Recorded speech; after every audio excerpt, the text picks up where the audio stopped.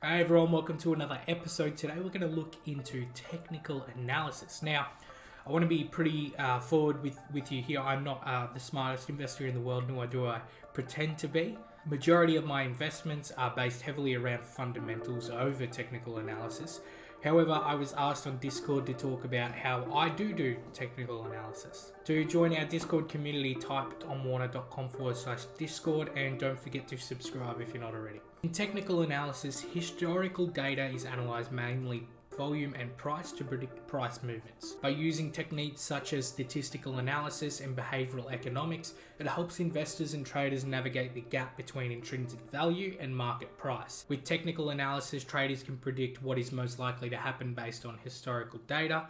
A vast majority of investors combine technical analysis with fundamental analysis, but it's important you decide on the best approach for you. Techniques of technical analysis are generally classified into top-down and bottom-up approaches. Long-term investors will often take a bottom-up approach, while short-term traders typically take a top-down approach. Now, top-down. The top-down approach involves looking at the economy as a whole before looking at individual securities.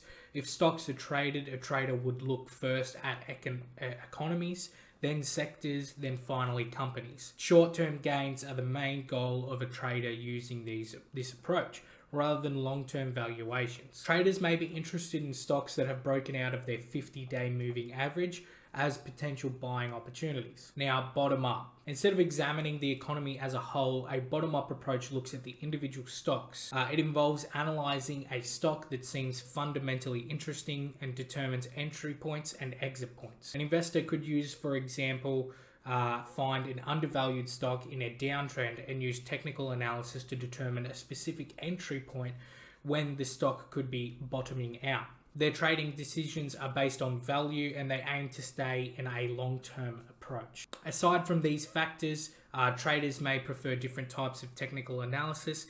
In case of day traders, simple trend lines and volume indicators might be used, while swing or position traders may use chart patterns and technical indicators. It is possible that traders building automated algorithms will need a combination of volume indicators and technical indicators to guide their decisions. Now, deciding on your strategy. In order to begin trading, a strategy or trading system must be identified. Traders may use a moving average crossover strategy to track two moving averages, so for example 50 and 100 and 200 day on a stock price change, for example. This strategy detects upward trend. If the 50-day moving average goes above the 200-day moving average, then that will generate a buy signal.